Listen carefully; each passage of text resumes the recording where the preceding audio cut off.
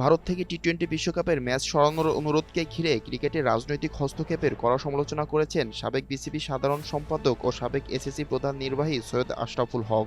Times of ইন্ডিয়াকে দেওয়া সাক্ষাৎকারে তিনি বলেন, ক্রিকেট এখন রাজনীতিবিদদের হাতে জিম্মি হয়ে গিয়েছে। ভারত, বাংলাদেশ, পাকিস্তান সব জায়গার ক্রিকেট ব্যবস্থাই রাজনীতিবিদদের হাতে হাইজ্যাক হয়ে গিয়েছে। এমন কিছু লোকেরা ক্ষমতায় আছে যারা কখনো ব্যাট ধরেনি। আপনাদের ক্ষেত্রে জয় শাহ, তিনি কখনো প্রতিযোগিতামূলক ম্যাচে ব্যাটই ধরেননি।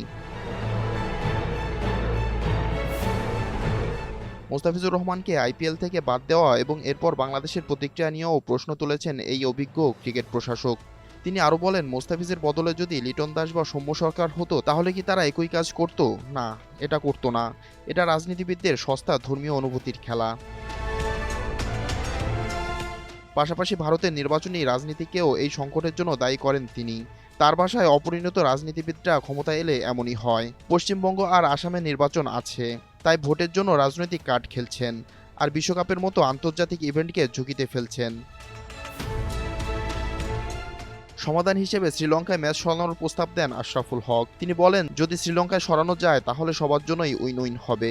যদি না পারে তাহলে বাংলাদেশ ভারত গিয়ে খেলবে কিনা আমি সন্দিহান। আইসিসির অনুরোধ না মানলে আর বাংলাদেশ সরকার দল না পাঠালে আর্থিক ক্ষতির প্রশ্নে তিনি বলেন, হয়তো আর্থিক ক্ষতি হবে, কিন্তু জাতীয় মর্যাদা আর্থিক ক্ষতির চেয়ে অনেক বড়।